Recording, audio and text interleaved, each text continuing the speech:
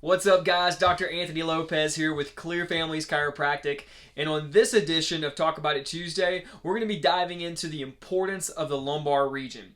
And so this is going to wrap up our series that we've been in where we talk about the importance and really all the things that are being controlled through the nerves that come out of the cervical region, the thoracic region, and of course now the lumbar region. And really what kind of things can be going on when you have a subluxation in these regions. So make sure you stay tuned and share this one with your friends and all of that because it's going to be a good one.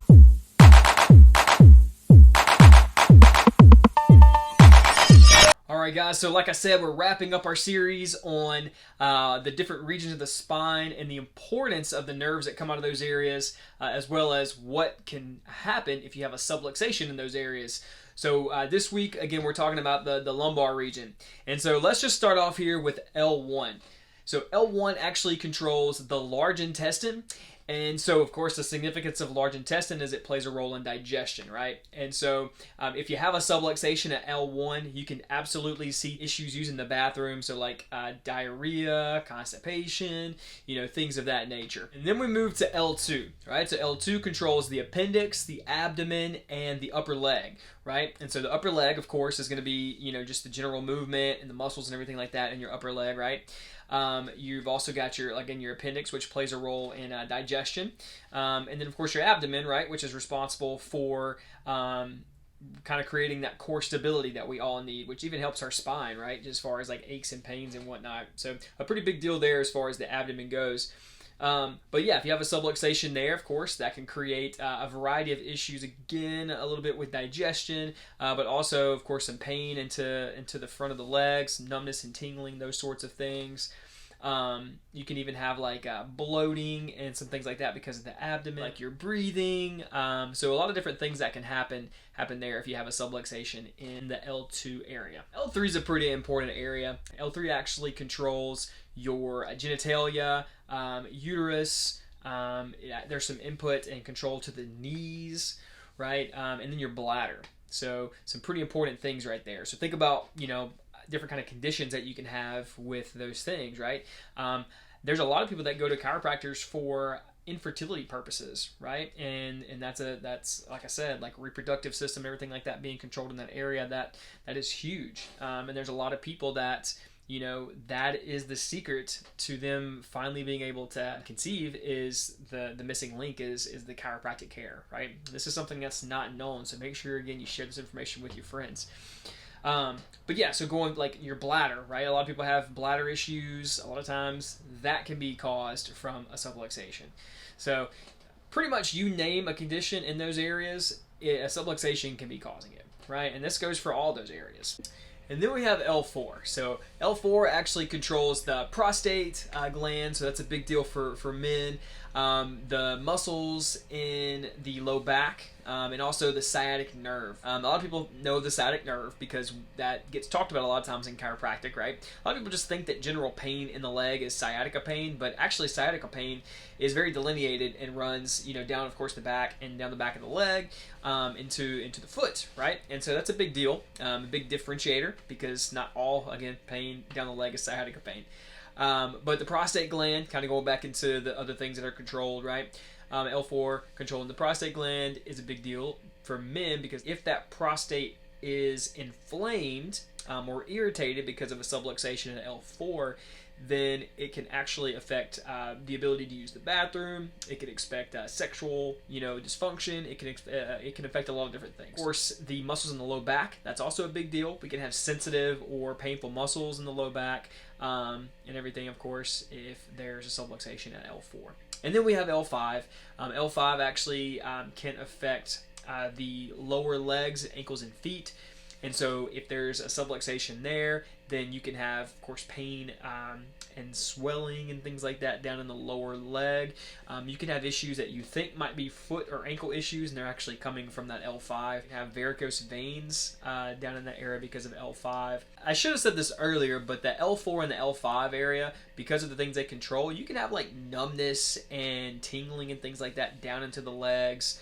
You can have temperature changes down into the legs and stuff like that as well. So things to look out for maybe with that L4 and L5. Then we move into the sacrum and then even the coccyx, right? And so the coccyx is the tailbone. The sacrum is really what the coccyx is attached to. And so one thing with the sacrum that I want to point out, of course, it can create some issues with the pelvis or within the pelvis, because the ilium, or the ilia, if you will, is attached to one side of the sacrum. The sacrum is the triangular base of the spine, right? But the hips moving this way, the sacrum's moving along with it. Well, there can be some inflammation that develops right in that little joint there on each side, and that could be a big cause of course, low back pain and pelvic dysfunction. But let's say that sacrum twists like this. Well, now this person can actually start to develop a deviation of their spinal curvature, which a lot of people know as scoliosis. And so that is how a scoliosis can develop, is because of a deviation, a twisting of that sacrum. And so that's a big deal, right? Of course, especially if someone's not getting chiropractic care regularly. There's no way to even prevent that. That sacrum is going to stay, twisted, and that curve is going to continue to develop and potentially worsen as that person ages, right? So sacrum's a big deal. One other thing with sacrum is it actually regulates a part of your nervous system that controls fight or flight. And so when we adjust the sacrum, it's typically always going to take stress and tension off of that area so that your body can go into that more rest and digest state. The two big words that are used there is your sympathetic nervous system and your parasympathetic nervous system. Parasympathetic is that rest and digest. Sympathetic is that fight or flight. We don't want to be in fight or flight unless we're running from a tiger or something crazy, right? So we want to be in that rest and digest. And so adjusting the sacrum typically will produce that effect. And then the coccyx, like I mentioned earlier, the coccyx doesn't control too much, right? Of course, you can have pain if the coccyx is out directly on it, but the coccyx, one thing that it can create is hemorrhoid issues, right? And of course, the symptoms that come along with that. And so, so big deal there with the coccyx as well. So with that, we've kind of gone through the cervical, thoracic, and now lumbar / hips and pelvis here today on this one. And I hope you just get a better picture of really the gravity and the weight behind getting checked by your chiropractor regularly, not just when you're in pain, because the reality is you can have dysfunction in all of these different ways on a very small level and be thinking it's coming from something else, when in reality it could be coming from a subluxation in your spine, right? So definitely make sure you're seeing your chiropractors regularly. If you have any questions or if you need a chiropractor to see, let me know. I'd love to help you find somebody. But this is the big idea. We want to keep your body healthy and functioning like it's supposed to, so that you have less and less of these types of things. Honestly, it's so that you express life better. And you're like, what does that mean? Well, it means all of these things that I just described don't really happen as often as they would in someone who's disconnected or who's subluxated, right? Because when you're subluxated, these things are being impacted. So again, hope this paints a better picture for you about the weight of chiropractic. Please don't walk into your chiropractor, next tomorrow or whenever and say, hey, I've got digestive issues, will you adjust my L1, right? Because it doesn't necessarily work that way. There's other causes, right? Maybe you ate some really bad food the night before, or whatever the reason is. But I think it would be a good idea to be aware of this information whenever you do get adjusted, and ask your chiropractor, hey, what was adjusted today? And they'll tell you. And you're like, oh, wow, that's pretty crazy. You adjusted my L1 and I've been having digestive issues. That's when there's potentially a link, right? And so it's good to be able to make those connections and connect those dots, because as I've said in other videos in this series, no one's going to connect those dots for you, especially outside of our profession. And so, yeah. I'm so happy that you tuned in, and hopefully you watched all 3 of these, and hopefully you got something from it. If I could be of help or assistance in any way for you, you just let me know. But I love and appreciate you, and I will see you on the next one.